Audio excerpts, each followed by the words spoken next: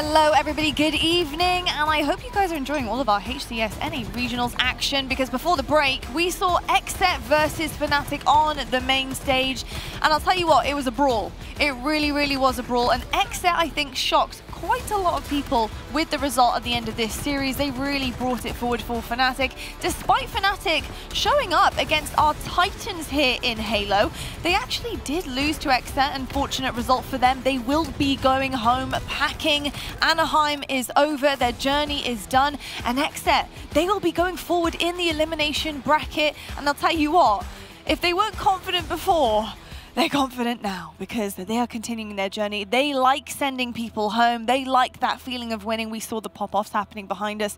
And my goodness, what a good feeling it is for Kratos and the boys. Epic result for them, but we need to talk about our winners semi-final, which is happening behind us very shortly. I'm excited about this match. I think there's probably a strange imbalance of people on the internet right now thinking, oh, well, Cloud9 are going to run away with this. You know, it's versus Pioneers. But I don't know. I'm kind of split in terms of this one, because we saw what Fnatic can do to Cloud9, so I am a little bit indifferent about this at the moment. I've got Clutch, I've got Sherzi and Gaskin joining me on the desk. Clutch, let's talk about Cloud9, right? You know, they are the Titans here of the HCS. They are our 5P champions. They're looking to go back-to-back again. You know, let's talk about the kind of like mishaps with Fnatic. What did it mean to you, and what does it mean going into this series now? It means that there's an opening, maybe some vulnerability around this team, at least today, right? They kind of slept on Fnatic going into that series. Maybe they weren't just mentally prepared to go to battle, because Fnatic definitely brought battle to them earlier. But now that they're battle tested for the day, are they fully warmed up? Are they fully into it? That's the big question going into this series. I do not expect Cloud9 to take any winners bracket semifinals lightly. They know the value of going through the winners bracket and what that means when you get to the grand finals at the end of the day. I think that they want to take that route. Knowing these guys, they've been there, they've done that multiple, I'll say it again, multiple times throughout their careers. And one more wouldn't surprise me at all. That was a lot of multiples. It was. Multiple. I don't think it bodes too well for Pioneers that we saw Cloud9 at their worst already, because that is going to mean the game types that we most likely saw them fail on against Fnatic are probably not going to feature in this series. That's how a bracket usually works. So that means we're likely to then see Cloud9's strongest game types appear now in this series. So I think this is going to be a concerning time for Pioneers, but at the same time, Pioneers very much impressed me yesterday, and they really are hot off the block at the moment. I think the reason why we've seen Fnatic play so well against Cloud9 is because what they've done was they matched their pace stride for stride. They really put them on the back foot. They showed them no respect, and I think if Pioneers are going to see any sign of success here, they need to do just that. Yeah, I think so too. You know, Clutch, in terms of Cloud9 and game types aside and the series layout aside, can you learn anything from the Fnatic game that they had? You know, can Pioneers take anything away from some of the mistakes and try and capitalize on them themselves in this series? Absolutely. I think that they can learn how to play, just to make sure that they're playing confident. I think something we saw from the Sentinels series yesterday is Sentinels let Cloud9 kind of dictate the pace of the game. If you want to take games from Cloud9, you're going to have to control that pace and put Cloud9 on their back feet. It's a lot easier said than done, but if Fnatic is able to do it, Pioneers are looking at themselves like, maybe we can too. So checking out this team, I mean, there's a lot of talent, a lot of personality there. Young, inexperienced players, but they do have one lane under their belt, and because of that, maybe they have just enough to create this upset. Speaking of young, up-and-coming individual players, I'll say up-and-coming, maybe not even fair. He's been playing Halo 5 quite a lot. Soul Snipe, in their scrims, outside every single player in the lobby, on Cloud9, on his own team, so he's going to need to show up for his team if they're going to see success. Yeah, absolutely. I mean, in terms of Pioneers here, what firepower are we looking at? You know, not individually, but as a team. What are their strengths here? What should Cloud9 try and be shutting down, Gaskin? Well, I think if Fnatic were matching the pace of Cloud9 and finding success, Pioneers need to do something similar. And actually, that was one of their strengths yesterday when we watched them in pool players. They were flying at people. They were being relentless with their pressure. They weren't really trying to set up around strongholds or with the ball. Instead, they were always looking to be aggressive onto those spawns. So I want to see more of that here from Pioneers, and hopefully, you know, we can see another team push Cloud9 right to the brink, because I think for North American Halo, that's what we need. We need more teams to be pushing Cloud9 even further so that you can kind of bridge that gap, and we're going to have more competitive series once we get to the latter stages of the tournaments, like Winners Finals and Grands Finals. Indeed. Now, you know, these two teams actually haven't met in the HCS since Open number 2. And just to take you back, that's in November. That's quite a while ago. That's some months ago now. You know, is there a level of unknown entity about that for both of these teams? And whose favor would you say that works in? I think it works in Cloud9's favor as long as they don't play the team that they're, or practice against the team that they're matching up against in the tournaments, because Cloud9 do play at that rare pace that gives teams such difficulty. I think you hear Sentinels talk about it all the time. I think that is a trickle-down effect across the board with every one of our great teams here at this tournament.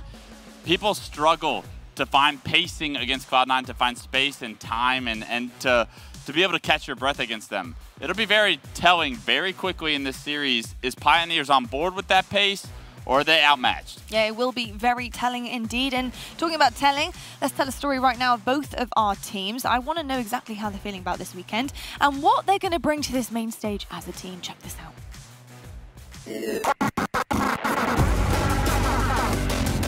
With teams wanting to beat us, you would think that's more pressure on us, but we don't see it that way. It's less pressure on us, and we just play our game.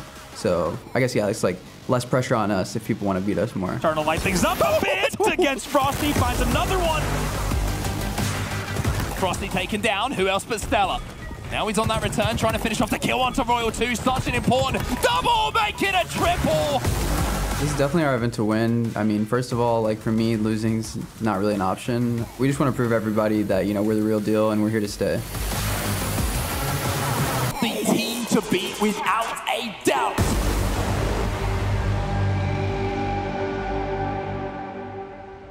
But certainly, E United are doing very well to stop these flags from being run, but they just need to get one of themselves. We all came from Halo 5. Like, we were all just like grinding the game like on separate teams and just like, but we always all like knew each other and stuff. Eventually, we started like playing like really well against like the top teams. They can find a chance to show it to us.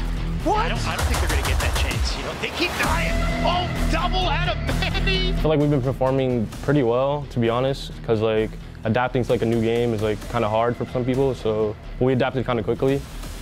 One does get returned. Got Arctic sitting on the other. But Tarlik not worried about going in for the third one as well. Able to take him down, so 3/4 of the enemy. Honestly, our confidence is through the roof because like we feel like we can beat like every team. We are the dark horses. Hey, look, it fits their brand. They are the dark horses. They're the pioneers. They're feeling confident. You know, they feel like they can go all the way. To be perfectly honest, you know, that's the confidence you need. You need to have that belief in you. Otherwise, there's no point in getting up on that main stage whatsoever. But with that being said, let's take a look at our series layout and see exactly how this journey will be going for both of our teams here. We're kicking things off on Stronghold Streets. Now, this is going to be very difficult for Pioneers. And I'll tell you why. Cloud9 are amazing on Streets. The routes they take, the way that they can completely control this map, and then put strongholds on the side of it. Your rotations have to be perfect. You have to be working like an absolute machine if you want to be really, really good at this game type. Clutch, is this looking too good for Pioneers right now? You know, I kind of like it for Pioneers, to be honest. I think that if you can win game 1, game 2 is a very winnable Aquarius Slayer. You can pretty much play at a very, very, like, these are 2 of our smallest maps in Infinite. I think Pioneers benefit from small maps, coming from Halo 5, playing at a very fast pace. You know Cloud9 likes to play at that pace, but some teams struggle with that on some of our bigger maps. So I think for Pioneers to see those as the first 2 game types is a good thing, but in reality, there's probably not many good game types that you're going to have against Cloud9. You're just going to have to figure out a way to win 3 no matter what. Yeah, I think something that Shorzy pointed out is we're not seeing any of the games and maps featured that we saw Fnatic take Cloud9 down on earlier in the series. So these are going to be stronger maps here for Cloud9, especially Bazaar CTF when they scrimmed last week. It was a 3-0 victory on Bazaar. It was a really comfortable one for them. As for Pioneers, Richie will be able to tell you there is actually a chance for them if they can get past those first 3. Yeah, have to get past those first 3. Live Fire Ball went to 2-1 to KCP, so it means they're in with a chance to maybe sneak that Slayer game. And also, it has to be said, that Strongholds, we're going to see straight off the bat, if they can match the pace of Cloud9, there's no bluffing over on Strongholds on Streets. That game plays really fast pace, so you got to do it there. Yeah, there's really no room for error, I think, at all on Streets, Strongholds, let alone going up against Cloud9. So honestly, just that is just tripled onto there in that deck of cards. But I tell you what, let's talk about our head-to-head though. On the main stage, player versus player, we got Renegade versus Tarlik. Now, I gotta say, Renegade is just unbelievable. As a player, he is just, I can't say enough about him and what he can do for his team as an individual, but as a team player as well. The prioritizing that he does in terms of the power-ups and power weapons while also outslaying and rotating with his team is just absolutely amazing. And I gotta say, Tarlik, incredible stats from him coming across for his team. But when you do put them head-to-head, Clutch, it's really, really hard not to sway in the favor of Renegade here. It's really hard to put any player in this venue head-to-head against Renegade and take the other player, because Renegade, what he's been doing over the past few months in Halo Infinite is something special. He is the best player in the game right now. You have to take him down in order to try and even have that conversation, I think, at this point. And if he sets the tone for this Cloud9 roster with those kind of stats, 1.46, that is absolutely insane. Those numbers should never happen, and he's doing that against the 16 best teams in the world. Shozi, Tarlik, on the other side of things, you know, what is he capable of on this Pioneers roster? What should we be watching out for? I think if you want to win the series, Tarlik has to be firing on all cylinders. He can't be affording to start this game slow.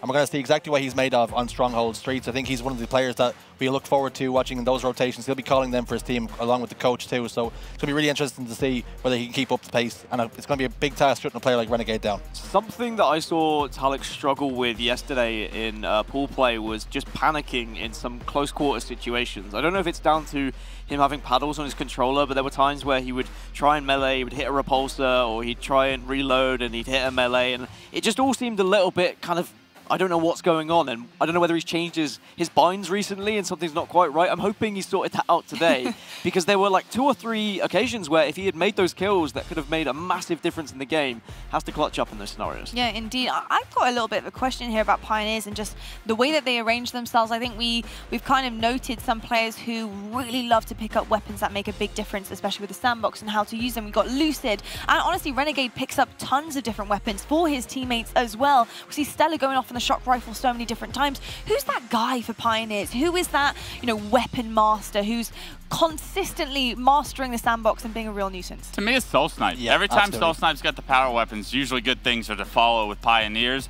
They're going to need a big series out of him, and unfortunately, on the other side of the table, you're looking down the barrel of Renegade and Stellar with power weapons. So to try and outdo them in that power weapon case, it's going to have to be the entire Pioneers roster that helps alongside Soul Snipe to get that job done. It's going to be some power weapon snatching happening, I think, in these maps, gentlemen. With that being said, it is time for our predictions. So, please, I don't know. give me what you are thinking. Give the viewers at home how you are feeling, and put your name out there. I'm excited. Any? I'm just waiting to see what Wes is going with. It's important to know these two boys are on a 100% he has record. both of them lined up. All right. We have both of them lined up. I got a 100% record, and let me just speak to the viewers real quick. Go on.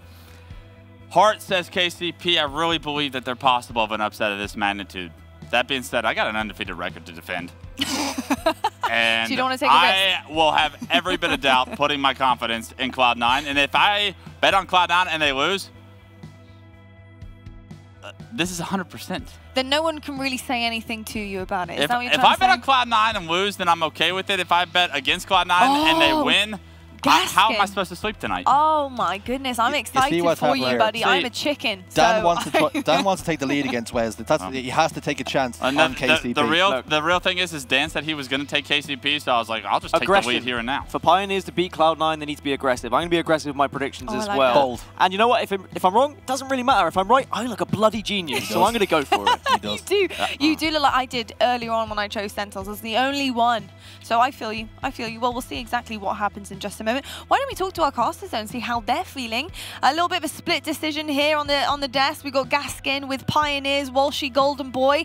Are you guys, you know, you're always in a split decision, you two. You're like a married couple, so you're probably not agreeing, are you? Yeah, no. As a person who's been married for over 13 years now, it's incredible how I have more disagreements with him than I do with my actual wife. That's probably not true. I was gonna ask you. Well, actually, you all know Cynthia, so I guess maybe not. That is true. I was going to ask you, how many married years have you been with Walshy now? When is your anniversary? Oh my goodness, when did we start casting I together? didn't realize you considered what we had a thing. You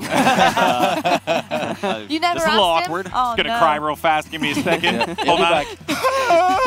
Okay, we're good. All right. Tears Pioneers are out. Amazing stuff, gentlemen. Well, I'm gonna give you this cast in your very capable hands. I'm excited to see the result, and Gaskin's hoping for a Pioneers win, but it's over to you, fellas.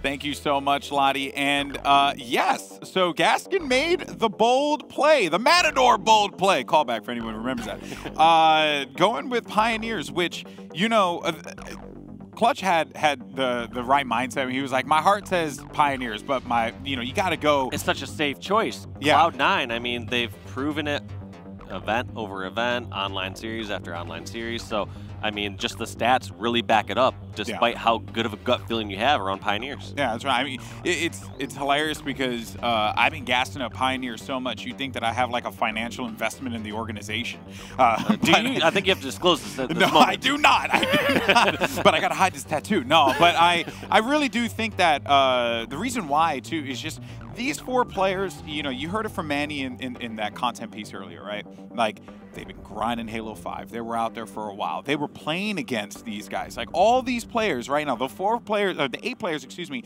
that you see on screen, they're all playing against each other constantly in H5, right? Duo matches, right? Going toe-to-toe against one another. And that's really where all of that, I guess, camaraderie for these squads formed on isolated sides for C9 and for Pioneers, right? They all formed this, like, camaraderie that has now led to the success of this lineup. But I will say, Streets Walshy is a good chance for Pioneers to catch C9 off guard. Yeah, they look good on this. I also recall you saying when you saw Pioneers outside here, you heard them talking about something, and was their strategy against Cloud9 here? Just play. What do you have to lose? Just fly, right? Just fly. What do you have to lose? And that's literally what Pioneers have to do against Cloud9. For C9, you know, losing this game, yeah, it's not going to be the end of the world, but ideally they would not want to. And it kind of goes in the same boat for Pioneers, right? They have that cushion. We'll see, though, how you play around this info as we start with Strongholds on Streets. And Eco already obtaining the rockets, and you're already seeing Cloud9 push forward and get control of A and B. Yep, he's got the rockets, he's got the thruster, he's going to secure that kill, and then just wisely go back and defend, looks like on B side. But I'm a little confused here. It does seem like Pioneers are putting some great pressure on A, and we're now seeing Eco actually go back to try to defend A, and at this point, Pioneers putting points on the board. That was a very smart play. One player went out driveway, but the rest of them charged out Neon Street and then got control of it. Now, this is where Pioneers are going to try and take advantage and capture B, because they'll put C9 on the back foot, forcing them to have to make a play. That play was over at C. And that aggressiveness coming out immediately, Golden Boy. It was so interesting because, like I said, from Eco side, I was like, oh, it's interesting. He's going to go back to, and he's going to counter cap C. Wait, no, he's now going back to defend A, and it almost felt like you saw that indecisiveness coming out of Eco, which is very rare. Yeah, exactly. Keep Eco on your toes, and who knows, or on his toes rather, and who knows, right? Good things could potentially happen, but for Cloud9, that will be easier said than done because of players like Penguin picking up a double kill to open up the map. Only one player left alive. It's Tarlik being chased by Renegade. Got some support from Druck, though. Just look at the way that they all play around one another. Yes, look at that, like you're saying, that twos teamwork. Eco realizing that he chased him near Commando, meaning Renegade chased that player near Commando. He was there to shoot a player towards top dumpster and just keeping that player weak or getting the finish. And another thing of note is just the way that Cloud9, right, and Eco, he just gingerly walked up to the Rockets and grabbed them. Any other match that you see, these Rockets, everyone's like, well, when do we go? Oh, the nades are here. No, not for C9. They know that they have all the lanes cleared. They can go get the power weapons. And speaking of power weapons, actually, Eco used out the entirety of the Rockets, has the Stalker now, and is, well, I think Cloud9, they're in full control of this match. And I believe he got the rocket kill on Manny. The more impressive part to me was that Manny realized this is too good to be true. He's like, I'm not just jumping into C. Like, there's no way Cloud9 does not have this defended, and just started checking all the corners and found Eco down the corner with the rockets. Eco looking for the target. Did find Tarlik in front of him here. The Stalker's going to miss with the nade. Oh, never mind. The BR is going to be good enough there. And the trip cap could potentially continue as 3 players scratch out are going to be down yet again. And the help from C9 that they're receiving, you have to think if you're Pioneers, you're playing at a speed right now that very, very few can keep up with. In fact, the only ones that can are the 4 players in blue right now. They are just absolutely dominating. What seemed like some indecisiveness earlier is clearly Cloud9 and Eco grabbing the reins of this match here on Pioneers. They just are doing everything right. They're reacting just perfectly now. Like we said, there was maybe a slight misstep early on, but it does not matter anymore. Yeah, and another thing to keep your eye on was that whole cycle where they trip capped and got to like the 150 range. They were just cycling death. So players were called, oh my word! So they were cycling deaths. Players from Pioneers were respawning, and another like 1 or 2 would die, and then they'd respawn and another 2 would die. And at this point, Pioneers never had an opportunity to take a fight with their full 4. Yep, once you have the advantage of capturing the strongholds, you can trade kills and still put points on the board. Renegade making it look easy. He's got 2 players pinned down in Cafe with the commando. That's going to be 1 pop. Maybe looking for a triple kill, and he gets it. Triple kill for the best player in the game. Renegade popping off in a trip cap for Cloud9. This is their world, and we're just living in it. And look at how strong how good he knows the spawn system. Even though he didn't see anyone in PD yet, he still ran in there expecting a player to spawn. That's how good these players understand the spawn system. And it has to be doubly frustrating for Pioneers because they had such a great start, but the game is over. Before it even started, Cloud9 just walk all over Pioneers in game 1. The game mode that we said Pioneers needed to be able to show up on, that was not the case. Cloud9's like, oh, you guys need this game mode? Oh, that's so sad. Oh, you needed game 1? Oh no, what a shame. Dave, this seems scary. This roster is just looking terrifying here on Saturday night. We're not even seeing them in Sunday form yet. One point we brought up earlier on the analyst desk when talking about Pioneers is it seems like this roster is fine to get a groove. It felt like, if the series goes longer, they're going to be fine. However, I'm not sure if that holds true against something like Cloud9. It seems like Cloud9's scary no matter what. You know, they have ice in their veins, as Renegade has said before, when they're playing in Game 5s. He's always credited his teammates that they're so icy. That was a 5-minute game, Dave. That's icy. That's ice cold. That was a 5-minute game. It ended, and I legit was like, oh, crap, it's over? Like, that is how fast Cloud9 just took it to Pioneers. No one had an opportunity to apply any effective damage. I mean, Penguin was like, hey guys, I still want to play the game. You know, he was barely able to get 2K. Can we run this a little bit longer so I can pad my stats a bit? It's not going to look good on the stats when... Put it at 300, you know? Let's change the settings, HCS. But, oh man. And Eco, I think, you made a great observation earlier about how Pioneers started and their attempt to kind of bamboozle Eco. But then it was like as if just something changed. Yeah, and maybe it's just like a better execution from Pioneers early on where it's like, all right, Eco played that same way the entire game. It just felt like the very first rotation just didn't work out. Yeah, and then after that, they said, oh, well, we know what we got to do here. So that was 250 to 33. Pioneers, unfortunately for them, just could not find any success on streets besides that opening engagement. Now we go over to Slayer on Aquarius, and what should people at home be looking out for here, Dave, as Cloud9 prepares and Pioneers prepare for this game? Well, there's a few different weapons and utilities they can grab across the map. Obviously, thrusters, camo, the Magnum, and the Dynamo grenades. So we're going to see who's going to prioritize what utility to grab on the map, but for the most part, it's going to be a lot of flying and collapsing from these players. You know, they're going to get their numbers advantage and likely fly and try to continue to stagger the other team's spawns. Yeah, it will be very difficult for Pioneers to try and prevent that speed from Cloud9. And sometimes, you know, based on what we saw in that Fnatic game, the best answer could be the same strategy, right? Just be delusionally confident and push them in every single fight you possibly can, and it might work out, but you know, Pioneers, I think they might be licking their wounds after that game 1 because that was a shellacking. Well, the nice part here going into a Slayer is that the Pioneers really can play at their own pace. Yes, Cloud9 can force some action. They can be very aggressive while they're staggering spawns. But for the most part, they don't have this impending doom of like strongholds where just time is ticking against them and they have to forcefully run over to a stronghold and try to stop the bleeding. At this point, they can say, all right, like slow down a little bit. We can hide in this corner if we need to regather, get our spawns all together and push out. So we're going to really see a more true test of how Pioneers play here in the Slayer game. Get ready for the action, and we thank you all so much for joining us. It's been an incredible day of HCS games here in Anaheim, California. We've still got so much more to come as well, because after this, it's going to be a great matchup. Optic Gaming versus Sentinels to close out the show. I couldn't even tell you who will walk away with the dub on that one. Not even going to try, because I won't be on any segment after that. It's kicking me out.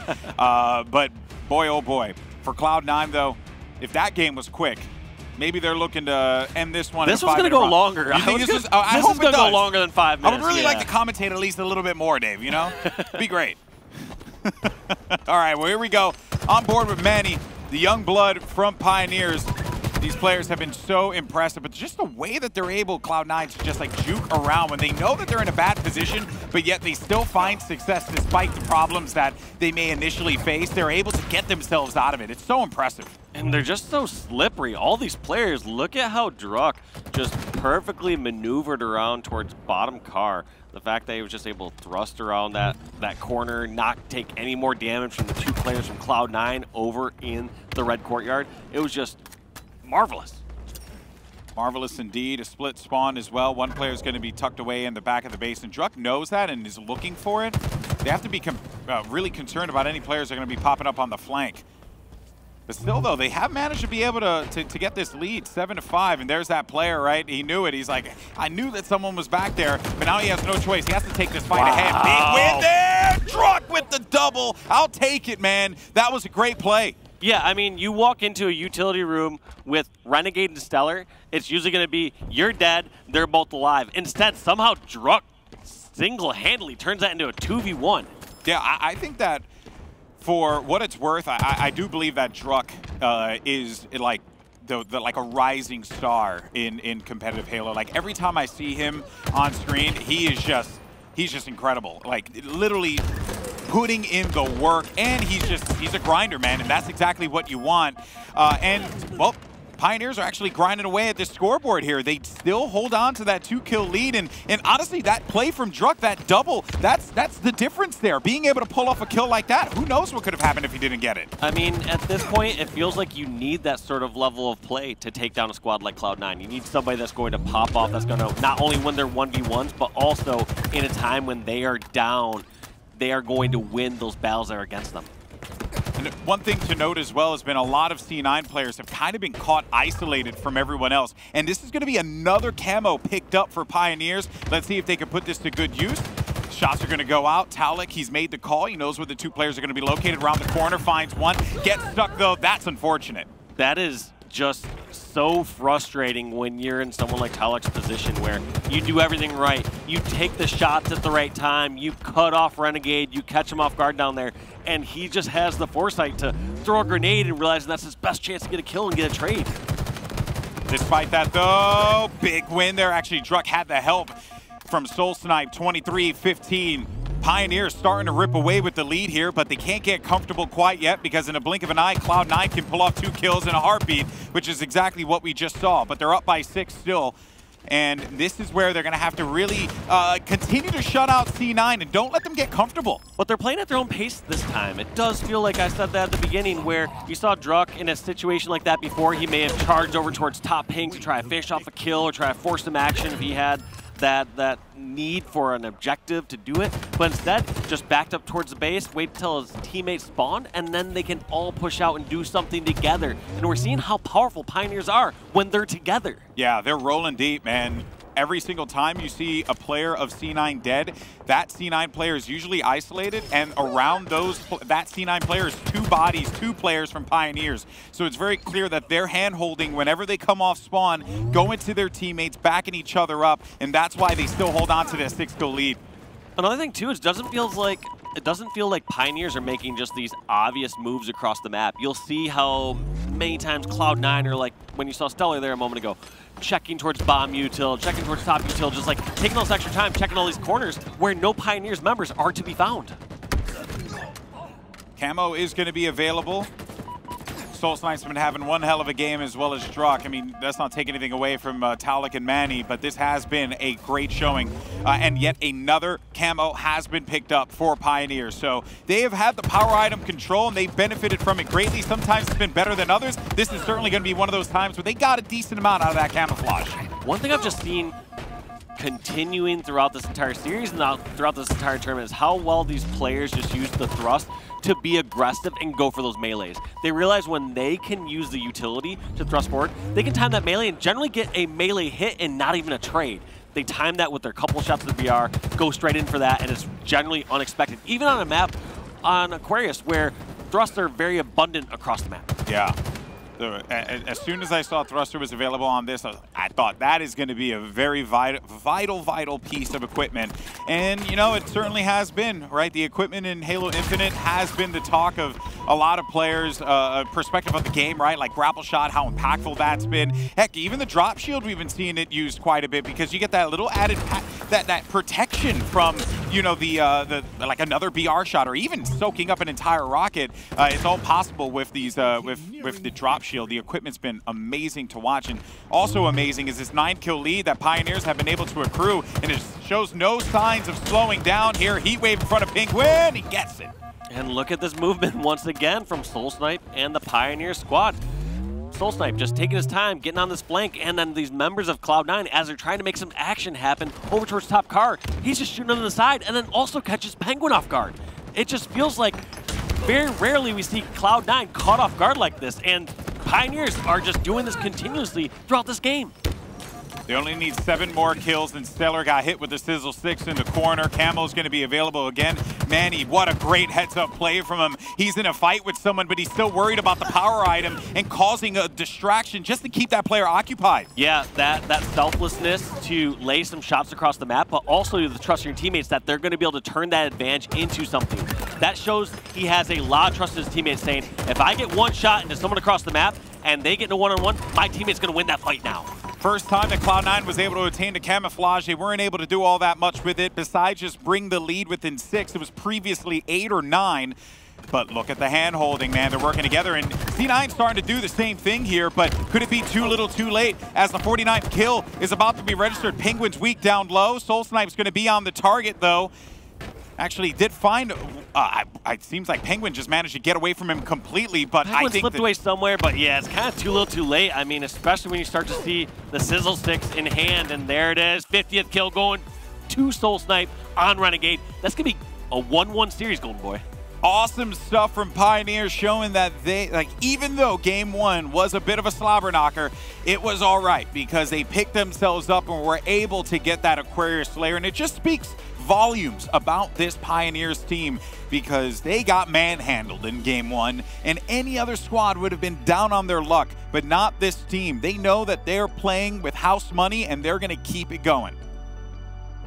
Truly impressive. I mean, as you stated before, it's like Cloud9, they are the team to beat, the #1 squad. Generally, if the #1 squad comes out and they are just dominating away, it's like, all right, this series is over. Let's, you know, this one's going to be a quick 3-0. Yeah. But like I'm with a 250 to 33 super impressed here from Pioneers. Another thought that you brought up earlier off stream, which I'll give you a little credit to, was it was a really interesting thought. You said, I think the first team to beat Cloud9 is going to be one of these younger squads with all these young guns versus, like, you know, a Sentinels or Optic. Yeah. Can you expand on that further? Well, because, you know, I was talking a lot with Tony, and you know, I mean, the guy is just a cornucopia of knowledge when it comes to especially, like, Halo and the H5 and Pro Series era because he'd been involved in it so much in the trenches with a lot of these guys, and he knows the capabilities of these players. And I just feel like, you know, it's this group that kind of came up in the twos, the duos, right? How they play and trust one another, that kind of format, and you saw it play out there in the Slayer game. And if Pioneers can keep that going, hey, right, who knows what would be possible. They know that gun skill wise they can match up against C9. It's just that the way C9 play around their advantages because of the trust and experience that this team has at a 4v4 level. But give Pioneers and Fnatic a little bit more time, and I genuinely believe that they'll be taking even more games off of teams like C9, Optic, right? Like all these squads. Yeah, I mean, based on that analysis, we saw earlier today, like you said, with Fnatic taking 2 games off of Cloud9 on the Bravo stream. Taking a look at our series layout, though, 1-1, and we're going into Game 3 here in just a moment. Yeah, looking forward to jumping into the action as soon as it pops off. And, you know, I love that Pioneers have had this, you know, the success story, the Cinderella run. They had it in Raleigh, but even more so here because of the win against E United and just the way that they've been kind of carrying themselves. This is a team that's here to stay, man. It's special, yeah, because there's so many times throughout Halo's history where we just see these players all get kind of picked up on different top squads and all get to shine and be top players, but for the first time, while these players are getting really the most limelight, is they're doing it together. They didn't like all get their opportunities through these other top squads. They've made their own opportunity. As Bravo said before, you cannot ignore them. They just got so good that you just can't ignore them. They're too good. Yeah. And they also have so much trust in each other now too, as you said, Golden Boy, through all these, you know, 2v2s they've been playing, Pro all those Series practices. events Like, and they random, know what their teammates are capable of, and they said, all right, well, if we find the top individually talented players,